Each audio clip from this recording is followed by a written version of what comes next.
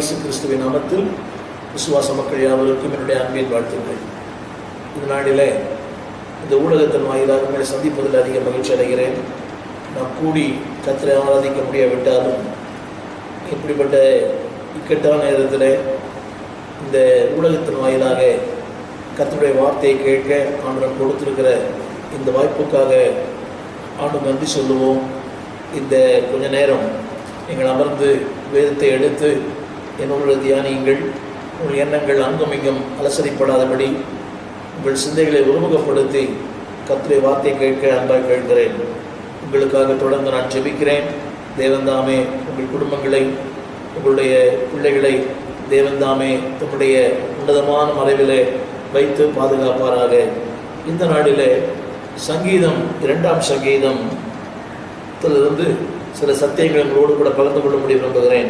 2ஆம் சங்கீதம் இது அடிக்கடி படிக்கிற சங்கீதமாக இருந்தாலும் அதில் ஒரு வார்த்தை 2ஆம் சங்கீதம் 4ஆம் வசனம். அந்த வார்த்தை இப்படி சொல்லுகிறது: பரலோகத்தில் வீற்றிருக்கிறவர் நகைப்பார். இதனுடைய கருத்தை விளக்கும் என்பதாக இந்த முழு அதிகாரத்தை வாசிக்க விரும்புகிறேன். 2ஆம் சங்கீதம் 1 வசனம்: ஜாதிகள் கொந்தளித்து ஜனங்கள் விருதா காரியத்தை சிந்திப்பானேன். கர்த்தருக்கு விரோதமாகவும் அவர் அபிஷேகம் பண்ணினவருக்கு விரோதமாகவும் பூமியின் ராஜாக்கள் எழும்பி நின்று அதிகாரிகள் ஏகமாய் ஆலோசனை பண்ணி அவர்கள் கட்டுகளை அறுத்து அவர்கள் கயிறுகளை நம்மை விட்டு எரிந்து போடுவோம் என்கிறார்கள். நாளினுடைய செய்தி என்னவென்றால், பரலோகத்தில் வீற்றிருக்கிறவர் நகைப்பார். ஆங்கிலத்தில் God will laugh. தேவன் யார்? இந்த நாளிலே அன்பானவர்களே, அவர் எங்கு இருக்கிறார்? வேதம் சொல்லுகிறது பரலோகத்திலே வீற்றிருக்கிறார். வாழ்க்கையின் பல நேரங்களில் நாம் சந்திக்கிற பலவிதமான போராட்டங்கள், பலவிதமான பிரச்சனைகள், இப்போ இந்த இக்கட்டான நேரங்களில் தேவன் எங்கு இருக்கிறார்? என்னை மறந்து விட்டாரோ? பதில் கொடுக்க மறுக்கிறாரோ?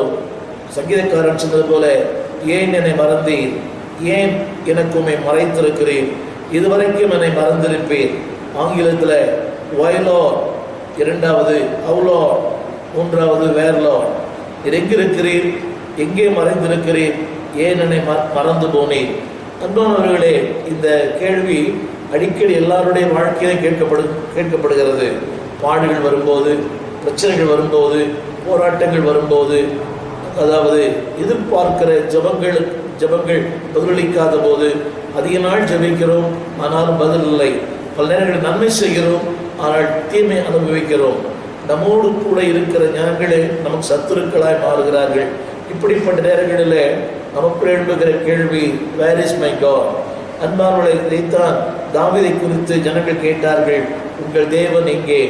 எலியாவின் தேவன் எங்கே? அன்பானவர்களை, பல நேரங்களில் தேவன் நம்மோடு கூட இருக்கிறார், நமக்குள் இருக்கிறார், நமக்காக இருக்கிறார். அவருடைய பெயர் ரெபினேசர், இம்மானுவேல். எல்லாம் தெரியும், ஜெபம் தெரியும், வேதத்தை வாசிக்கிறோம், பிரசங்கிக்கிறோம், ஊழியம் செய்கிறோம். ஆனால் பல நேரங்களில் வேர் இஸ் மை காட்?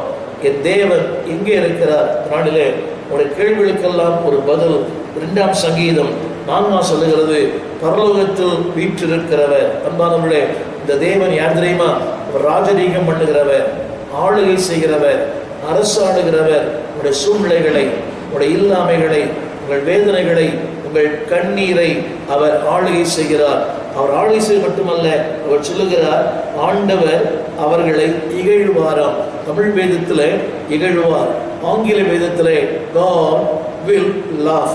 தேவன் சிரிப்பாராம். அன்பானவர்களே, இந்த வசனம் ஆண்டவர் இகழ்வார் என்ற வார்த்தை திருமறையில் 3 இடங்களில் எழுதப்பட்டிருக்கிறது. அதாவது தேவன் இகழ்வார், ஆங்கிலத்திலே தேவன் சிரிப்பார். அவருடைய செய்தி என்னவென்றால், ஆண்டவர் ஏன் சிரிக்கிறார்? யாரை இகழ்கிறார்? நாளிலே திருமறை சொல்லுகிறது, யாரை பார்த்து சிரிக்கிறாரா? ஜாதிகள் பார்த்து, 2வது ஜனங்களை பார்த்து, 3வது விருதா காரியங்களை சிந்திப்பவர்களை பார்த்து. திரும்ப சொல்லுகிறேன், ஜாதிகள் எங்களால் அதை செய்வோம், இதை செய்வோம், நாங்கள் ஆளுவோம், எங்களுக்கு தேவன் தேவையில்லை, எங்களுக்கு சத்தியம் தேவையில்லை. அன்பானவர்களே, இன்றைக்கு கிறிஸ்துவை குறித்த பலமான தவறான உபதேசங்கள், கிறிஸ்துவை குறித்த தவறான இன்றைக்கு விளம்பரங்கள், கிறிஸ்துவ விரோதமான காரியங்களை செய்கிற மக்கள் ஏராளம். எல்லாரும் அல்ல, ஒரு சிலர்கள் அன்பானவர்களே இதை அழிப்போம், இதை நாங்கள் ஒழிப்போம், நாங்கள் அப்படி செய்வோம். இல்லை அன்பானவர்களே, திருமறை சொல்கிறது ஜாதிகள் கொந்தளிக்கிறதை பார்த்து ஜாதிகள் கொந்தளிக்கிறார்களாம். ஆனால் வேதம் சொல்கிறது தேவன் அவர்களை பார்த்து நகைக்கிறார். இரண்டாவது யாரை பார்த்து நகைக்கிறாராம்? ஜனங்களை பார்த்து. ஜனங்கள் சொல்லும்போது தேவ ஜனங்கள் தேவ பக்தியின் வேஷத்தை தரித்திருக்கிறார்கள், தேவனை அறிந்திருக்கிறோம் என்று அறிக்கை பண்ணுகிறார்கள். ஆனால் அவருடைய கிரியைகளுக்கும் அவருடைய வார்த்தைக்கும் சம்பந்தமில்லை. ஆண்டவர் சொன்னார், இந்த ஜனங்கள் அதாவது உதடுகளினாலே என்னை கனம் பண்ணுகிறார்கள், உள்ளத்திலோ எனக்கு தூரமாக இருக்கிறார்கள். திரும்ப சொல்லுகிறேன், உதடுகள் கனம் பண்ணுகிறது, உதடுகள் பாடுகிறது, உள்ளமோ தூரமா இருக்கிறது. இன்றைக்கு ஆராதனை நடத்துகிறவர்கள் அன்பார்களே, இப்படிப்பட்ட சபைகளிலே இசைக்கறி வாசிக்கிற பலரை நான் பார்த்திருக்கிறேன். அவர்கள் நன்றாய் வாசிக்கிறார்கள், நன்றாய் பாடுகிறார்கள். ஆனால் வாழ்க்கைக்கும் அவருடைய செயலுக்கும் சம்பந்தமே இல்லை. அன்புக்குரியவர்களே, பாட்டு சொல்கிறார், ஜனங்களை பார்த்து அவர் சிரிப்பாராம். திரும்ப சொல்லுகிறேன், மூன்றாவது யாரைப்பா சிரிக்கிறாராம்? விருதாவாக காரியங்களை சிந்திக்கிறவர்கள், வெயின் தாட்ஸ், அதாவது அவர் நினைக்கிறார்கள் அவருடைய அறிவு, திறமை, சாமர்த்தியம், அன்பாளே நான் இதை செய்வேன் அதை செய்வேன். வேதம் சொல்கிறது, அதாவது சிலர் எப்படியாகிலும் சிலரை பண்ணவிட்டால் அவளுக்கு தூக்கம் வராது. திரும்ப சொல்லுகிறேன், சிலருடைய வாழ்க்கையில யாரையாகிலும் எழுதி கொண்டே இருக்க வேண்டும், பேசிக்கொண்டே இருக்க வேண்டும், அவளை தாக்கிக் கொண்டே இருக்க வேண்டும், அவளை குறித்து குற்றம் சொல்லிக் கொண்டே இருக்க வேண்டும். விருதாவான காரியங்களை, வேஸ்ட் ஆஃப் டைம், அன்பானுடைய பேச்சு, அவருடைய உழைப்பு எல்லாமே விருதாவானது. இன்றைய ஊடகத்திலே பாருங்களேன், ஊழியக்கால விரோதமாக எத்தனை விதமான அதாவது விமர்சனங்கள். அன்புக்குரியவர்களே, விருதாவாய் காரியங்களை பேசுவது, விருதாவாய் காரியங்களை எழுதுவது. திரும்ப சொல்லுகிறேன், ஏன் அவர்கள் பின்னால் பேச என்று சொன்னால், முன்னாலே பேசுவதற்கு ஒன்றுமில்லை, முன்னால் பேசுவதற்கு தைரியம் இல்லை. விருதா காரியங்களை காலை முதல் மாலை வருதை விருதா காரியங்களையே சிந்தித்து இதைத்தான் சங்கீதக்காரன் சொல்லுகிறான், அவர்கள் ஊழையிடுகிறவர்கள். அன்பானவர்களே, ஒரு சின்ன என்னுடைய கருத்தை உங்களுக்கு சொல்ல விரும்புகிறேன்.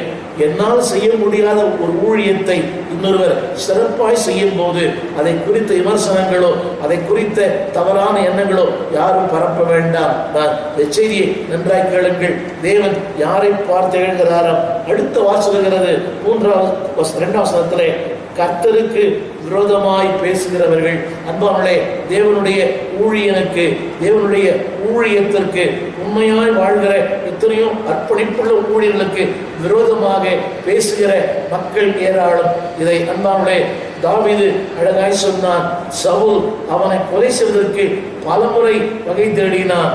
ஆனால் அந்த சவுலை கர்த்தர் தாவீதின் கையிலே கொடுத்தார். ஆனால் தாவீது சொல்கிறார், கர்த்தர் அபிஷேகம் பண்ணினவனை நான் தொடுவது எப்படி? யோசித்து பாருங்கள். ஒரு பின்மாற்றக்காரனையே அவன் சொன்னான், கர்த்தர் அபிஷேகம் பண்ணினவன். என்னை கேட்டுக்கொண்டிருக்கிற அன்பு சகோதரர்களே, வளர்ந்தவர்களே, அதாவது உங்களுக்கு திறமை இருக்கலாம், அதாவது எழுதக்கூடிய பேசக்கூடிய நாம இருக்கலாம். அதற்காக யாரையும் எப்படி வேண்டுமானாலும் தயவு செய்து யாரையும் எந்த விதத்திலையும் அன்பானவர்களே நீங்கள் பாதிக்காதீர்கள். திரும்ப சொல்லுகிறேன், எதை நீங்கள் விதைக்கிறீர்களோ உங்கள் காலத்தின் முடிவிலே அதை நீங்கள் அறுப்பீர்கள். இந்த ஊழியத்தில் ஏறக்குறைய 50 ஆண்டுகள் இந்த ஊழியத்தில் நான் கடந்து வந்திருக்கிறேன். எத்தனையோ ஊழியர்களை பார்த்திருக்கிறேன். விரோதமாய் பேசினவர்கள், அதாவது சாதித்து விட்டோம் என்று சொல்லி மார்தட்டினவர்கள், அவருடைய முடிவை நான் பார்க்கும்போது ஆசாப் சொல்வது போல 73ஆம் சங்கீதம் அவர்கள் முடிவை கவனிக்கும் போது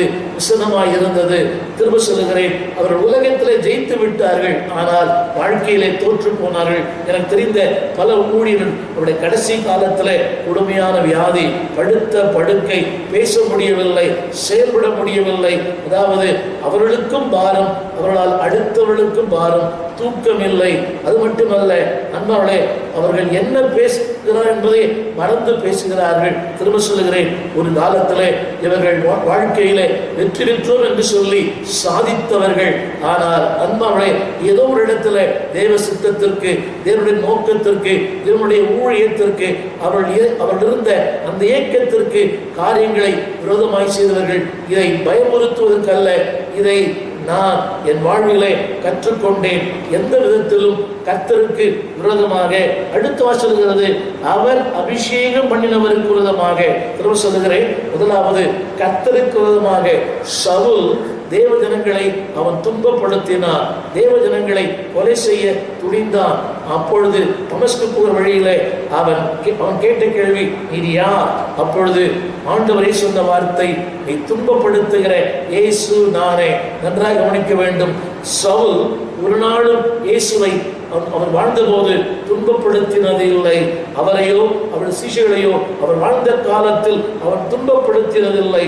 ஆனால் ஆண்டவரே சொல்லுகிறார், தமஸ்கு போற வழியிலே நீ துன்பப்படுத்துகிற இயேசு நானே. அப்படியானால் நீ துன்பப்படுத்துகிறது என்னை, அதாவது என் பிள்ளைகளை துன்பப்படுத்துகிறாய், அது என்னையே துன்பப்படுத்துகிறாய். அடுத்த அவர் சொன்ன வார்த்தை, முள்ளில் உதைக்கிறது உனக்கு கடினமா? அதனுடைய கருப்பொருள் என்னவென்றால், விளக்கம் என்னவென்றால், அந்த நாட்களிலே விவசாயிகள் ஏர் மாட்டை விழும்போது அந்த மாட்டிற்கும் அந்த மனிதனுக்கும் இடையே ஒரு மிகப்பெரிய பலகை இருக்கும். அந்த பலகையின் மேலே ஆணிகள் குத்தப்பட்டிருக்கும். பல நேரங்களிலே இந்த மனிதன் அந்த மாட்டை அடிக்கும் போது அது திருப்பி அவனை எட்டி உதைப்பது போல திருப்பி அவனை எட்டி உதைக்கும். ஆனால் அவனை எட்டி உதைப்பதில்லை, அவனுக்கும் அந்த மாட்டிற்கும் இடையே, அன்பானவர்களே, அந்த ஏருக்கும் இடையே ஒரு பலகை, அதில் அதாவது ஆணிகள். அது நினைக்கிறது எஜமானை உதைக்கிறேன், எஜமானை உதைக்கவில்லை, ஆணியை உதைக்கிறது. விளைவுகள் என்ன? ரத்தம் யாருக்கு? அந்த பிராணிக்கு. என்னை கேட்டுக்கொண்டிருக்கிற அன்பு சகோதரனே, ஆண்டு சொன்ன வார்த்தை, முள்ளில் உதைக்கிறது உனக்கு கடினமா? அதாவது வேதனை முள்ளுக்கு அல்ல, உனக்குத்தான். எனவேதான் திருமறை சொல்லுகிறது, கர்த்தர் நகைக்கிறார். யாரை பார்த்து? ஜாதிகளை பார்த்து. அன்பானவர்களே, இரண்டாவது, தேவ ஆண்டவருக்கு விரோதமாக, அதாவது ஒரு மாய்மாலமான வாழ்க்கை, வார்த்தைக்கும் வாழ்க்கைக்கும் சம்பந்தமில்லை. பதவி இருக்கிறது, அந்தஸ்து இருக்கிறது, பல போர்வை இருக்கிறது, மெய்ப்பன், ஆசாரியன், தீர்க்கதரிசி எல்லாம் இருக்கலாம். ஆனால் அவர்களுக்கும் ஆண்டவருக்கும் சம்பந்தமில்லை. இதைத்தான் இசைக்கில படிக்கிறோம். என் மெய்ப்பர்கள் அநியாயம் செய்கிறார்கள், என் தீர்க்கதரிசிகள், அதாவது உண்மைக்கும் உண்மை இல்லாதவர்களுக்கும் கண்களை மூடிக்கொள்ளுகிறார்கள். அவர் நடுவிலே நான் கனஈனம் பண்ணப்படுகிறேன். அன்பானவர்களே, ஆண்டவர் கனஈனம் பண்ணப்படுவது ஆசாரியர்கள் மத்தியில், தீர்க்கதரிசிகள் மத்தியில், மெய்ப்பர்கள் மத்தியில். இதைத்தான் இசைக்கில சொல்லுகிறார். அடுத்து ஒரு வார்த்தை சொல்லுகிறார், இப்படிப்பட்ட மக்கள் மத்தியிலே ஒருவனை தேடுகிறேன்.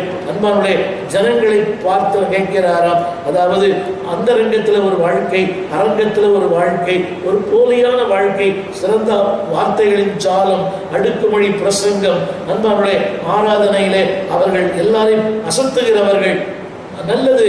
ஆனால் தேவன் சொல்லுகிறார், அப்படிப்பட்டவர்களை பார்த்து அவர் நகைப்பாராம். வாழ்க்கை சரியில்லை என்றால் என்னை பார்த்தும் அவர் நகைப்பார். மூன்றா சொல்லுகிறேன், அடுத்த ஒரு வார்த்தை, விருதா காரியங்களை சிந்திக்கிறவர்கள். நான்காவது, கர்த்தருக்கு, கர்த்தருடைய ஊழியத்திற்கு, கர்த்தருடைய காரியங்களுக்கு விரோதமாய் செயல்படுகிறவர்கள். அன்பர்களே, இன்றைக்கு பலன் இருக்கிறது, வல்லமை இருக்கிறது, மக்கள் இருக்கிறார்கள், ஒருவேளை பணம் இருக்கிறது, செய்யலாம். ஒரு நாள் வரும், அன்றைக்கு செயல்பட முடியாத நாட்கள். அன்பானவர்களே, இருளான நாட்கள், தவிப்பின் நாட்கள், சஞ்சலத்தின் நாட்கள். அன்பானவர்களே, வெளியே சொல்ல முடியாத மன அழுத்தத்தின் நாட்கள். அன்பானவர்களே, அந்த நாட்களுக்கு முன்பாக, தீங்கு நாள் வராதற்கு முன்பே உங்கள் காரியங்களை சற்று சிந்தியுங்கள். இன்றைக்கு பலன், இன்றைக்கு வல்லமை, இன்றைக்கு எழுத்து, இன்றைக்கு எல்லாம் இருக்கிறது. எல்லாம் இருக்கிறது என்பதனாலே எல்லாவற்றையும் செய்ய துணிவு கொள்ளாதிருங்கள். நான்காவது சொல்லுகிறார், அபிஷேகம் பண்ணப்பட்டவர்களை பார்த்து நகைக்கிறாராம். ஐந்தாவது, பூமியின் ராஜாக்களை பார்த்து, அதாவது இன்றைக்கு இருக்கிற அதிபதிகள், இன்றைக்கு இருக்கிற செல்வந்தர்கள், இன்றைக்கு இருக்கிற அன்பானவர்களே, அதாவது பணபலம், அறிவு பலம், ஆட்களின் பலம், அதிகாரம் எனக்கு இருக்கிறது, எதை செய்ய முடியும்? யோசித்து பாருங்களேன். இன்றைக்கு அன்பா சர்வாதிகாரத்தை கையில் எடுத்து எதை வேண்டுமானாலும் செய்யலாம். இல்லை அன்பானவர்களே, அடுத்து சொல்கிறார் அதிகாரிகளை பார்த்து. அன்பானவர்களே, இந்த தேசத்திலே தினந்தோறும் செய்திகளை வாசிக்கிறோமே அன்பானவர்களே. இன்றைய இந்த அரசாங்கம் கொடுக்கிற பல உத்தரவுகள் எத்தனை ஏழை குடும்பங்களை பாதித்திருக்கிறது. அதாவது இன்றைக்கு வந்திருக்கிற மதுவிலக்கினுடைய அந்த தீர்ப்பு அன்பானவர்களே, ஒருவேளை இதை நாம் சொல்வதற்கு நமக்கு உரிமை இல்லை, ஒருவேளை அது உரிமை மீறலா இருக்கலாம். ஆனால் பரலோகம் சொல்கிறது, பரலோகத்தில் வீற்றிருக்கிறவள் அதிகாரிகளை பார்த்து, ஆளுகிறவர்களை பார்த்து, இன்றைக்கு அதிகாரம் இருக்கலாம், அதாவது சொல்கிறார் வானலாவிய அதிகாரம் எனக்கு இருக்கிறது என்று சொன்ன எத்தனையோ பேர் இன்றைக்கு ஒன்றுமில்லாமல் போனார்கள். அடுத்த வார்த்தை சொல்கிறது, ஆண்டு சொல்கிறார் அப்படிப்பட்டவருடைய அவர் சொல்கிறார்கள், அதாவது நாங்கள் எங்கள் கயிறுகளை விட்டு நம்மை விட்டு எரிந்து போடுவோம். நண்பர்களே, we can do anything as we want. நாங்கள் எதையும் செய்ய முடியும். அநேகர் என்று சொல்லுகிறார்கள், எனக்கு அவரை தெரியும், எனக்கு இவரை தெரியும், நான் இப்படி செய்வேன் அப்படி செய்வேன். நண்பர்களே, எப்படி வேண்டுமானாலும் செய்யலாம். ஆனால் ஒரு தெய்வம் பரலோகத்திலே வீற்றிருக்கிறார். He is watching over you. உங்களை ஒவ்வொரு நாளும் அவர் கண்காணிக்கிறார், என்னையும் அவர் கண்காணிக்கிறார். அதாவது அர்த்தம் என்னவென்றால், திரும்ப சொல்லுகிறேன், God looks your foolishness, உன்னுடைய முட்டாள்தனமான செய்கைகள், அதாவது அதை செய்வேன் இதை செய்வேன் இப்படி செய்வேன், foolishness என்ன சொல்லுகிறேன். அதாவது இரண்டாவதாக அவருடைய பெருமை. அன்பானவர்களே, எனக்கு அதிகாரம் இருக்கிறது, எனக்கு அப்படி இருக்கிறது, என்னை சுற்றிலும் இவளெல்லாம் கையில் வைத்திருக்கிறேன். நம்பர் 1, அதாவது God love because of foolishness. உன்னுடைய மூடத்தனத்தை பார்த்து, உன்னுடைய முட்டாள்தனத்தை பார்த்து, ஆரம்பத்தில் சொன்னேனே, முள்ளில் உதைக்கிறது உனக்கு கடினமா? இமைக்கிறாய் அந்த அந்த மனிதனை நீ உதைக்கிறாய், மனிதனை அல்ல உன்னையே நீ உதைத்துக் கொள்ளுகிறாய். இரண்டாவது, God loves. அவர் நகைக்கிறார் அவருடைய பெருமையை பார்த்து. அவர் சொல்லுகிறார்கள், நாங்கள் எங்கள் கட்டுகளை அறுப்போம், எங்கள் கயிறுகளை எங்களை விட்டு எரிந்து போடுவோம். சொல்லுகிறார்கள், எங்களுக்கு எல்லாம் தெரியும், எல்லாம் முடியும், இன்றைக்கு முடியும், ஒரு நாள் வரும் அன்றைக்கு முடியாத காலங்கள். நாம் இன்றைக்கு பார்க்கிறோமே, எத்தனை அரசியல்வாதிகள் முதுமையிலே செயலிழந்து, முதுமையிலே ஒன்றுமில்லாமல், அன்பானவர்களே, பேசக்கூட முடியாமல், அவன் பேசும்போது என்னவென்றே தெரியாமல், இவையெல்லாம் ஒரு காலத்தில் உங்களுக்கும் நடக்கலாம், எனக்கும் நடக்கலாம். ஆனால் நாம் வாழும் இந்த வாழ்க்கையிலே ஒவ்வொரு நாளும் அன்பானவர்களே, நம்மை நாமே நிறுத்தி பார்ப்போம். எனவேதான் வேதம் சொல்கிறது, ஒவ்வொரு நாளும் அவருக்கு முன்பாக தரசிலே நிற்கப்பட்டு, அன்பானவர்களே, ஒரு நாள் இரவை முடிக்கும் முன்பதாக ஒரு நாள் நீங்களும் கேட்க வேண்டிய கேள்வி, நான் கேட்க வேண்டிய கேள்வி, இந்த நாளிலே என் செயல்பாடுகள், என் வார்த்தைகள், என் சிந்தனைகள் ஆண்டவருக்கு பிரியமா இருந்ததா? இதைத்தான் திருமறை சொல்லுகிறது 2ஆம் சங்கீதத்திலே, விருதா காரியத்தை சிந்திப்பது வேலை இல்லை, ஊழியம் இல்லை. எனவேதான் விருதா காரியத்தை இப்படி சொன்னவங்களுக்கு புரியும். ஒரு கட்ட பஞ்சாயத்து, அன்பானவர்களே, நான் பலமுறை சொல்லியிருப்பேன், இந்த ஆலயத்தில் வருகிற ஒரு பின்மாற்றக்காரனோடு கூடவே அவன் நடப்பான், அவனோடு பேசுவான், அவனோடு உறவு கொள்வான். இவனை அவன் வீட்டில் பார்க்கலாம், அவனை இவன் வீட்டில் பார்க்கலாம், 2 பேரும் ஒன்றாக இருப்பார்கள் என்றால் இத்தான் ஆதியாகமத்திலே யாக்கோபு சொன்னான், அவர்கள் சிமியோனும் லேவியும் ஏக சகோதரர்கள். அன்பானவர்களே, அவர் யார் தெரியுமா? தகப்பனை வருத்தப்படுத்துகிறவள். ஆங்கிலத்தில் இப்படி சொல்லப்பட்டு, கொடுமையின் கருவிகள். In English, you always disturb me. Tamil வேதாகமத்திலே அவர்கள் கொடுமையின் கருவிகள். நாளிலே ஆண்டவர் யாரை பார்த்து நகைக்கிறார்? திரும்ப சொல்ல விரும்புகிறேன், அவர் நகைக்கிற சில நபர்களை பார்த்து சொல்ல விரும்புகிறேன். நம்பர் 1, 37ஆம் சங்கீதம் 13ஆம் வசனம். 37ஆம் சங்கீதம் 13ஆம் வசனம் யாரை பார்த்து நகைக்கிறாரா? 37:13 ஏதும் சொல்கிறது, துன்மார்க்கன் நீதிமானுக்கு விரோதமாய் தீங்கு நினைத்து அவன் பேர் பற்கடிக்கிறான். திரும்ப சொல்லுகிறேன், துன்மார்க்கம், அது அர்த்தம் என்னவென்றால் சன்மார்க்கத்துக்கு மாறாய் வாழ்வது, சன்மார்க்கத்துக்கு மாறாய் பேசுவது. அடுத்த சொல்கிறது, துன்மார்க்கன் நீதிமானுக்கு விரோதமாய் தீங்கு நினைத்து.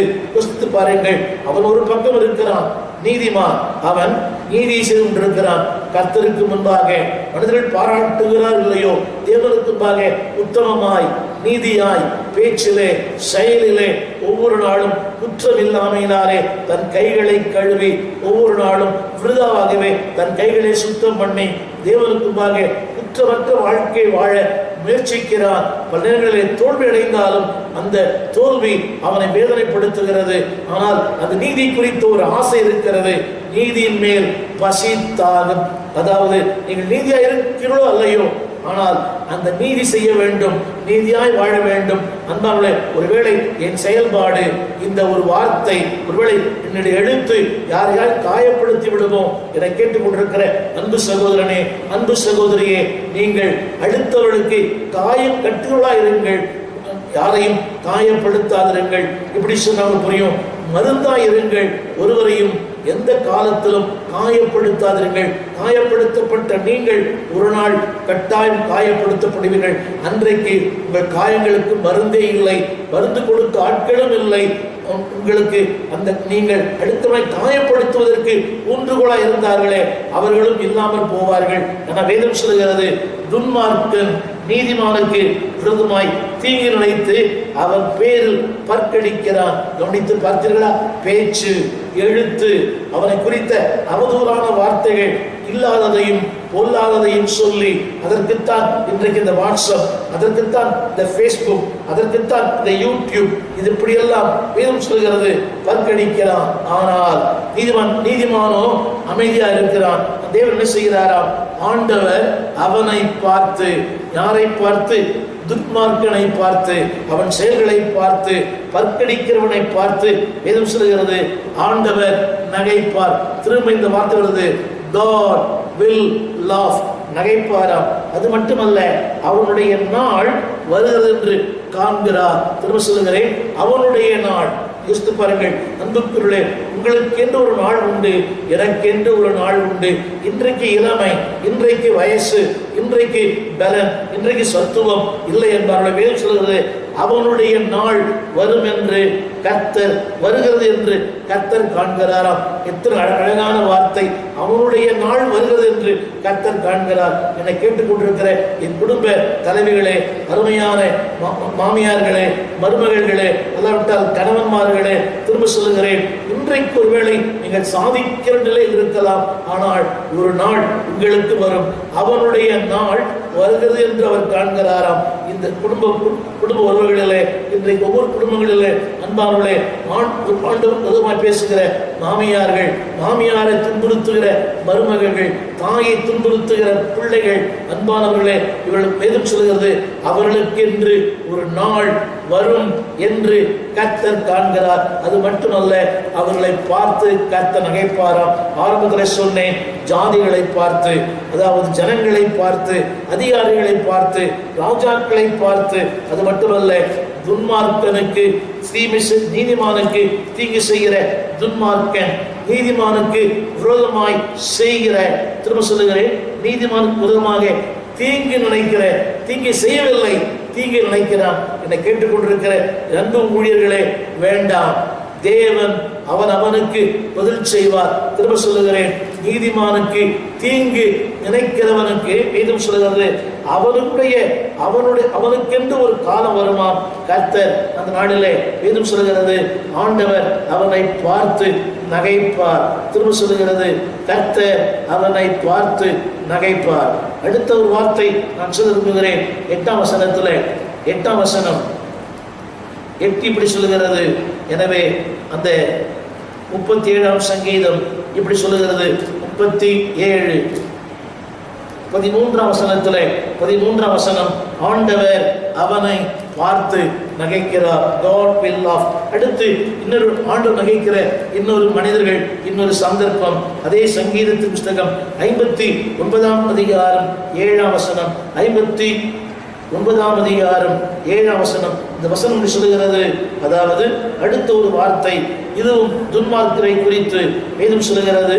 அதாவது அவர்கள் வஞ்சகமாய் துரோகம் செய்கிற ஒருவருக்கும் அவர் தயவு செய்வதில்லை. மூன்றாவது யாரை குறித்து அவர் நகைக்கிறாராம்? வஞ்சகமாய் துரோகம் செய்கிறவர்கள். யோசித்து பாருங்கள். கூடவே இருப்பார்கள், இனிக்க இனிக்க பேசுவார்கள். அன்பார்களே, இவர்களா இப்படி அவர்களா சொன்னார், அவன்தான் சொன்னார். அதாவது அவர் எப்படி பேசுகிறார்? வஞ்சகமாய் துரோகம் செய்வார்கள். எப்படி செய்கிறார்களா? அவர்கள் சாயங்காலத்தில் திரும்பி வந்து நாய்களைப் போல ஊலையிட்டு ஊரை சுற்றி திரிகிறார்கள். இதை ஒருவேளை ஒருவேளை உங்களை தாக்கலாம், ஒருவேளை உங்களை வேதனைப்படுத்தலாம். திரும்ப சொல்லுகிறேன், அவர்கள் சாயங்காலத்தில் திரும்பி வந்து இதை குறித்து பென்யமீனுக்கு சொல்லப்பட்டிருக்கிறது, காலையிலே தன் இரையை பட்சிப்பான், மாலையிலே பங்கிடுவான். ஆங்கிலத்தில் எப்படி எழுதப்பட்டிருக்கிறது? He gathered in the morning and distributes in the evening. காலையிலே வீடு வீடாக போய் செடிகளை சேகரிப்பது, அந்த செடிகளை எல்லாருக்கும் மாலையிலே. விஷயம் தெரியுமா? உங்களுக்கு தெரியுமா? செய்தி தெரியுமா? இப்படி தூற்றி திரிவது. இதைத்தான் வேதம் சொல்கிறது. காலையிலே தன் நிறையை பட்சிக்கிறார், மாலையிலே பங்கிடுகிறார். இங்கே ஆண்டவர் சொல்கிறார், அவர்கள் என்ன செய்கிறார்? சாயங்காலத்தில் திரும்பி வந்து, அதாவது நாய்களைப் போல ஊலையிட்டு ஊரை சுற்றி திரிகிறார்கள். என்னை கேட்டுக்கொண்டிருக்கிற அன்பு சகோதரனே, அன்பு சகோதரியே, யாரையும் குற்றப்படுத்த தாக்க அல்ல அன்பானே, நீங்கள் யாரையும் காயப்படுத்தாது என்று சொல்லி உங்களை இருகரம் கூப்பி கேட்டுக்கொள்ளுகிறேன். அடுத்த வசனம் சொல்லுகிறது, ஆனாலும் வேதம் சொல்லுகிறது, இதோ தங்கள் வார்த்தைகளை கக்குகிறார்கள், எழுத்திலே, பேச்சிலே, சொல்லிலே, செயலிலே. அது மட்டுமல்ல, அவருடைய உதடுகளிலே பட்டயங்கள் இருக்கிறது. அது அவர் சொல்லுகிறார்கள், எங்களை கேட்கிறவன் யார்? 59ஆம் சங்கீதம் 7ஆம் வசனம் திரையிலே பாருங்கள். எங்களை கேட்கிறவன் யார்? Nobody can ask us. எங்களை யாருமே கேள்வி கேட்க முடியாது. காரணம், கேள்வி கேட்கப்பட முடியாத இடத்தில் நாங்கள் இருக்கிறோம். என்ன செய்ய முடியும்? இல்லை அன்பார்களே, there is a God is watching. அடுத்து 59ஆம் சங்கீதத்துடைய 8ஆம் சொல்கிறது, ஆனாலும் கர்த்தாவே நீர் அவர்களை பார்த்து, யாரை பார்த்து? ஊழையிடுகிற மக்களை பார்த்து, இப்படி வசைப்பாடுகிற மக்களை பார்த்து, தவறாய், அதாவது எதுவும் சொல்லுகிறது, ஊரை சுற்றி திரிகிற மக்களை பார்த்து அவர் சொல்லுகிறார்கள், எங்களை எச்சரிக்கிறவன் யார்? வேதம் சொல்லுகிறது, எங்களை கேட்கிறவன் யார்? ஆண்டு சொல்லுகிறார், அவர்களை பார்த்து தேவரீர் நீர் நகைப்பீர். அடுத்து சொல்லுகிறது, நீர் அவர்களை இகழுவீர். திரும்ப சொல்லுகிறேன், அவர்களை பார்த்து நகைப்பீர், அவர்களை பார்த்து இகழுவீர். நாளிலே என்னை கேட்டுக்கொண்டிருக்கிற அன்பு சகோதரனே, என் அன்பு சகோதரியே, God is watching you. அதாவது ஒவ்வொரு செயல்களையும் அவர் உற்று பார்க்கிற கர்த்தர். நான் சொல்ல விரும்புகிறேன் இன்னொரு கருத்து என்னவென்றால், அன்பானவர்களே, ஆண்டவர் ஒவ்வொருடைய அந்த மூடத்தனத்தை, அல்லாவிட்டால் திரும்ப சொல்லுகிறேன், அவர் எப்படிப்பட்ட மக்களாம் எதுவும் சொல்லுகிறது. 2ஆம் சங்கீதத்தில் அதே வார்த்தையில் அவர் சொல்லிக்கொண்டே போகிறார். 2ஆம் சங்கீதம் அந்த வார்த்தை இப்படி சொல்லுகிறது, அவர்கள் பரலோகத்திலே வீற்றிருக்கிறவர் நகைப்பார். அன்பானவர்களே, ஆனால் அதே இடத்துல இன்னொன்றை சொல்லுகிறார். இப்படிப்பட்ட அதே இடத்துல நீதிமான்களை பார்த்து அவர் சொல்லுகிறாரா? வசனம் சொல்லுது, God comforts the righteousness. தமிழில் சொல்லுகிறேன், தேவன் அன்பானவர்களே தன்னுடைய பிள்ளைகளை பார்த்து அவர் சொல்லுகிறார் 6ஆம் வசனத்திலே, நான் என்னுடைய பரிசுத்த பர்வதமாகிய சீயோன் மீதிலே உன்னை அபிஷேகம் பண்ணிவித்தேன். அவர் சொல்லுகிறார், என்னை கேளும், அப்பொழுது நான் தருவேன். இது யாருக்கு சொல்லப்பட்ட வார்த்தை? ஒருவரை பார்த்து நகைக்கிறார், இன்னொருவனை ஆஸ்வதிக்கிறார். யாரை பார்த்து?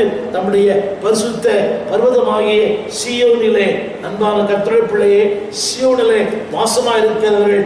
இப்படிப்பட்ட அன்பானவர்களே, ஆரம்பத்திலே சொன்னேனே, விருதாவாக, அதாவது அடுத்தவர்களை காயப்படுத்தி ஆண்டவர் நகைக்கிற அளவு வாழ மாட்டார்கள். ஆனால் தேவன் சொல்லுகிறார், அன்பான தேவ பிள்ளைகளை, நம்பர் 1 நாளை நான் சொல்ல விரும்புகிற வார்த்தை பெருமை. அதைவிட்டால் என்னுடைய கற்பனைகளை மீறி வாழ்வது, அதைவிட்டால் அன்பானவர்களே அவருடைய சித்தத்துக்கு விரோதமாய் செய்வது. ஒன்றை சொல்ல விரும்புகிறேன், எந்த ஒரு தேவ பிள்ளையும் ஒரு தேவனுடைய பிள்ளைக்கு விரோதமாய் காரியங்களை செய்யும் போது ஆவியானவர் அவரோடு பேசுவார். God will prevent. தேவன் அவரோடு கூட சொல்லுவார், இது வேண்டாம், உனக்கு தேவையில்லை. ஆனால் அதையும் மீறி, திரும்ப சொல்லுகிறேன், தேவ சித்தத்தை மீறி, தேவ ஆலோசனையை மீறி பல நேரங்களில் நாம் திருமறை முழுவதும் வாசிக்கிறோம். திருமறை பாலாக்கின் வாழ்க்கையில ஆண்டவர் பலமுறை சொன்னார், நீ அவனோடு போகாதே, நீ அவனோடு போகாதே. ஒரு சின்ன ஒரு வார்த்தை உங்களுக்கு சொல்ல விரும்புகிறேன். என்றைக்கு அன்பானவர்களே செய்யலாமா செய்யக்கூடாதா? திரும்ப சொல்லுகிறேன், இதை செய்யலாமா செய்யக்கூடாதா அந்த சந்தேகம் வரும்போதே அதை நீங்கள் செய்யாதிருங்கள். நான் சொல்ல புரிய நினைக்கிறேன். இது செய்யலாமா செய்யக்கூடாதா என்றைக்கு சந்தேகம் வருகிறதோ அந்த சந்தேகமே அது செய்யக்கூடாது என்பது அர்த்தம். ஆனால் அதையும் மீறல் செய்யும் போது விளைவுகளை நீங்கள் சந்திக்க வேண்டும். தாவீது வாழ்க்கையில அழகான அவருடைய சுபாவங்களில் நேர்த்தியான ஒன்று, எப்பொழுதும் அவர் சொல்ல வார்த்தை, நான் இந்த தண்டை பின்தொடரலாமா. எல்லாவற்றையும் இழந்து போனான். He lost everything. விட்டு இழந்தான், குடும்பத்தை இழந்தான், அவன் அரசாட்சி இழந்தான், ஆறு இழந்தான். ஆனால் வேதம் சொல்கிறது டேவிட் என்கொயர்ட், அதாவது இந்த தண்டை பின் தொடரலாமா என்று கர்த்தரிடத்தில் விசாரித்தான். திரும்ப சொல்லுகிறேன், இன்றைக்கு ஒன்றை செய்யும் போது, ஒருவரை குறித்து எழுதும் போது, ஒருவரை குறித்து பேசும் போது, அன்பு ஊழியர்களே, தயவு செய்து நீங்கள் செவியுங்கள். இதை நான் தொடரலாமா? கர்த்தரிடத்தில் விசாரியுங்கள். அவர் காரியங்களை சரியாய் செய்கிற கர்த்தர். துக்கமான காரியம், இன்றைக்கு தேவனால் பயன்படுத்தப்படுகிற பிரபலமான ஊழியர்களை குறித்து நாள்தோறும் எத்தனை வசைப்பாடுகிற மக்கள். வேண்டாம் அன்பானவர்களே, இது உங்களுக்கு மிகப்பெரிய ஆபத்து. ஒருவேளை நீங்கள் சொல்லலாம், இவர் அதாவது யாருக்கோ நான் அதாவது சப்போர்ட் பண்றேன். இல்லை அன்பானவர்களே, திரும்ப சொல்லுகிறேன், ஆண்டவர் சொல்லுகிறார், God looks to your holiness. தமிழில் சொல்லுகிறேன், அவருடைய பரிசுத்த பர்வதமாகிய சீயோன் மீதிலே கர்த்தர் உன்னை அபிஷேகம் பண்ணி வைத்திருக்கிறார். தேவன் ஒருவரை பார்த்து நகைக்கிறார், ஒருவருக்கு உதவி செய்கிறார். அவர் செய்கிற உதவி என்ன? திரும்ப சொல்லுகிறேன், அவர் செய்கிற உதவி என்னவென்றால், அன்பானவர்களே, அந்த கடைசி வார்த்தை இப்படி சொல்லுகிறது. கடைசி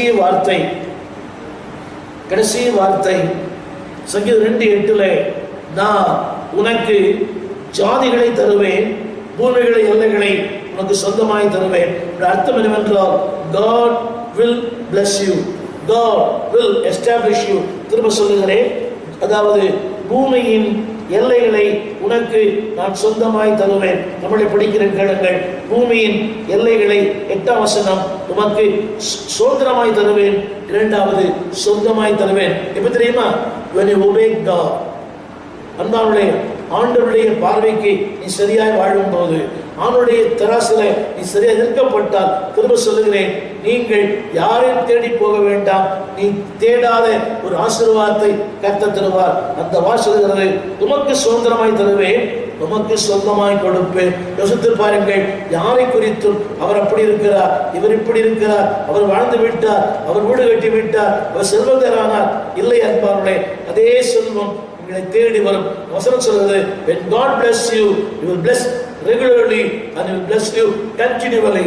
தேவன் ஆஸ்வதிக்கும் போது தொடர்ந்து ஆஸ்வதிப்பார், உங்களை நிரந்தரம் ஆஸ்வதிப்பார். அந்த வார்த்தை இப்படி சொல்கிறது, சுதந்திரமாயும் தருவாராம், 2வது சொந்தமாயும் தருவாராம். திரும்ப சொல்லுகிறேன், சுதந்திரமாக சொந்தமாக உனக்கென்று வைத்திருக்க ஆசீர்வாதத்தை.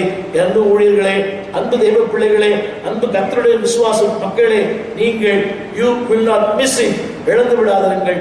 உங்களுடைய சுதந்திரம், உங்களுக்கு சொந்தமானதை அன்பானே இப்படிப்பட்ட சின்ன சின்ன காரியங்களிலே, அற்ப காரியங்களிலே இழந்து விடாதீர்கள். கடைசியாக ஒரு சொல்லி முடிக்க விரும்புகிறேன். அவர் சொல்லுகிறார், நீ 11ஆம் வசனத்திலே, என்னை சேவியுங்கள், என்னிடத்திலே களி கூறுங்கள். திரும்ப சொல்லுகிறார், you serve me, சேவியுங்கள்.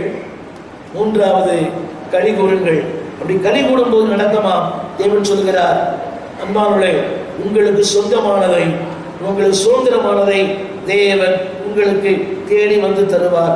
நாளிலே என் அன்பான தேவ பிள்ளையே, அது வாக்கு சொல்கிறது, கர்த்தரோடு உடன்படிக்கை பண்ணின நீங்கள். எதுவும் சொல்கிறது, கர்த்தரோடு கூட உடன்படிக்கை பண்ணின நீங்கள். இந்த 10ஆம் வசனத்தில் 10ஆம் வசனம் 11ஆம் வசனம், நீங்கள் பயத்தோடு கர்த்தரை சேவியுங்கள், நடுக்கத்தோடு களி கூறுங்கள். எங்கே அந்த கர்த்தரை சேவிக்கிற பயம் இருக்கிறதோ, கர்த்தரை சேவிக்கிற நடுக்கம் இருக்கிறதோ, அன்றைக்கும் அன்பர்களே யாரையும் காயப்படுத்த மாட்டோம், யாரை குறித்தும் தீமையாய் பேச மாட்டோம். நான் சொன்ன இந்த வார்த்தைகள் அன்பர்களே 37ஆம் சங்கீதத்தில் 13ஆம் வசனம், அவர்கள் துன்மார்க்கன் நீதிமானுக்கு விரோதமாய் பற்கடிக்கிறான். அடுத்து 59ஆம் சங்கீதத்தில் சொன்னேன், நீதிமானுக்கு விரோதமாய் பேசுகிற வார்த்தைகள். நாளிலே ஆண்டவர் நகைப்பார். அன்பானவர்களே, நீதிமானை பார்த்து, அதாவது வார்த்தைக்கும் வாழ்க்கைக்கும் சம்பந்தம் இல்லாத, புரிய நினைக்கிறேன், திரும்ப சொல்லுகிறேன், 4 சூழலுக்குள் நான் யாரா இருக்கிறேன் என்பதுதான் முக்கியம். 4 பேருக்கு மத்தியிலே நான் யாரா இருக்கிறேன் அது முக்கியம் அல்ல. 4 சுவருக்கு மத்தியிலே நான் யாரா இருக்கிறேன். உலகம் என் அந்த அரங்கத்தை பார்க்கிறது, பரலோகம் என் அந்த அரங்கத்தை பார்க்கிறது. அன்பானவர்களே, திரும்ப சொல்லி முடிக்கிறேன். பயத்தோடு நடுக்கத்தோடு ஒரு காரியம் செய்யும் போது, ஒரு காரியம் பேசும்போது, அடுத்தவரை குறித்து ஒரு வார்த்தை சொல்லும் போது, think twice before you speak once. அன்பானவர்களே, 2 முறை யோசியுங்கள், ஒரு முறை பேசுங்கள், ஒரு முறை செயல்படுத்துங்கள். நாளிலே திரும்ப சொல்லுகிறேன், God will laugh. தேவன் நகைப்பார். யாரை பார்த்து நகைக்கிறார்? அன்பானவர்களே, யாரை பார்த்து? நம்முடைய ஜனங்களை பார்த்து, அதாவது வார்த்தைக்கும் வாழ்க்கைக்கும் அதாவது சம்பந்தம் இல்லாதவர்களை பார்த்து. ஒருவேளை ஊழியர்களாகிய என்னை பார்த்து அவர் நகைப்பாரா? ஒருவேளை என்னுடைய செய்திகள் உங்களுக்கு ஆசிரியமா இருக்கலாம், என்னுடைய வாழ்க்கை தேவனுக்கு ஆசிரியமா இருக்காவிட்டால் என்னையும் பார்த்து நகைப்பார். அதனாலே சிந்திப்போம், செயல்படுவோம். தேவன் சொல்லுகிறார், உனக்கு சொந்தமான ஒன்று, உனக்கு சுதந்திரமான ஒன்றை கர்த்தர் வைத்திருக்கிறார். வசனம் சொல்லுகிறது, அது உனக்கு மட்டுமல்ல உன் சந்ததிக்கும் அதை சொந்தமாய் தருவார். வேதம் சொல்லுகிறது, அது உனக்கும் சொந்தமாகும், உன் சந்ததிக்கும் சொந்தமாகும். எப்படி தெரியுமா? எப்பொழுது ஆண்டவருடைய வார்த்தைக்கு நீ கீழ்ப்படியும் போது, ஆண்டவருக்கு சொல்லுகிறது, தேவனை கோபம் ஊட்டாமல் அன்பானவர்களே அவருக்கு பிரியமான வாழ்க்கை வாழ இதைத்தான் அவரை முத்தம் செய்யுங்கள். have a close communication with God. தேவனுக்குள் spend more time with God. ஒன்றை செய்யும் போது யோசியுங்கள், நாளிலே தேவன் உங்களை பார்த்து புன்னகை பண்ணுவாரா இல்லாவிட்டால் இகழுவாரா? 2மே உங்கள் கருத்தில் இருக்கிறது. என்னை பார்த்து அவர் புன்னகை செய்ய வேண்டும். ஸ்தேவான் மரித்து பரலோகம் சென்ற போது ஏன் சொல்கிறது, இயேசு ஆண்டவர் எழுந்து நின்று அவரை வரவேற்றார். அன்பான கர்த்தருடைய பிள்ளையே, இதான் நித்தியத்திற்கான நிரந்தர முதலீடு. இங்கே எதை முதலீடு செய்கிறேனோ அதைத்தான் நித்தியத்திலே அறுப்பேன். எனவே ஆண்டவரை கோபப்படுத்தாமல் ஊழியருக்கு விரோதமாக, அவர் அபிஷேகம் பண்ணின மக்களுக்கு விரோதமாக பேசாமலும் தீங்கு செய்யாமலும் நினைக்காமலும் இருங்கள். உடைய வாழ்வு வளம் பெறும். தேவன் சொல்லுகிறார், உனக்கு சொந்தமானதை, உனக்கு சுதந்திரமானதை உனக்கும் தருவேன், உன் சந்ததிக்கும் தருவேன். அதனாலே என் செய்தி God love. அதர் வேர்ட், அன்பானவர்களே, தேவன் பரலோகத்திலே இருக்கிறார். சரியான விளக்கம் என்னவென்றால், God controls, God rules, God reigns. தேவன் ராஜரீகம் பண்ணுகிறார். உங்களை, உங்கள் சூழ்நிலைகளை எல்லாமே ராஜரீகம் பண்ணுகிற கர்த்தரிடத்தில் அர்ப்பணியுங்கள். தேவனுடைய அந்த ஆசீர்வாதம் தலைமையில் தங்கும். உங்களுக்காக ஜெபிக்க விரும்புகிறேன். ஜெபிப்போம். எல்லாம் ஆண்டவரே, தர்மையான நாளுக்காக ஜெபிப்போம். God loves. தமிழிலே தேவன் நகைப்பார். தேவனே, எங்களை பார்த்து எழுகிற மக்களாய் அல்ல, கர்த்தரால் புகழப்படுவர்களாய் எங்களை மாற்றும். உண்மை உத்தமுள்ள ஊழியனே என்று புகழப்படணும் ஐயா. இகழப்படுகிற வாழ்க்கை அல்ல, உம்மால் புகழப்படுகிற வாழ்க்கை வாழ இந்த பூமியில் எவ்வளவு நாள் எங்களுக்கு கொடுக்கப்பட்டிருக்கிறதோ அவ்வளவு நாளும் தேவனை புகழ்ந்து தேவனால் புகழப்பட இரக்கம் பாராட்டும். தேவனை ஏமாற்றுகிறவன் தேவனால் ஏமாற்றப்படுவான். தேவனை வஞ்சிக்கிறவன் தேவனால் வஞ்சிக்கப்படுவான். இல்லை இல்லை அன்பானவர்களே, கர்த்தரை புகழும் போது நீங்கள் கர்த்தரால் புகழப்படுவீர்கள். மனிதர்களை புகழுங்கள், அதே மனிதர்கள் உங்களை புகழுவார்கள். நீங்கள் ஒரு மேற்கோள் காட்டுங்கள், நீங்கள் மேற்கோள் காட்டப்படுவீர்கள். ஜாதிகளை உங்களுக்கு சுதந்திரமாய், ஜனங்களை உங்களுக்கு சொந்தமாய் கர்த்தர் தந்து உங்களை ஆசீர்வதிப்பாராக. இயேசுவின் நாமத்தில் நல்ல பிதாவே. ஆமென். God bless you.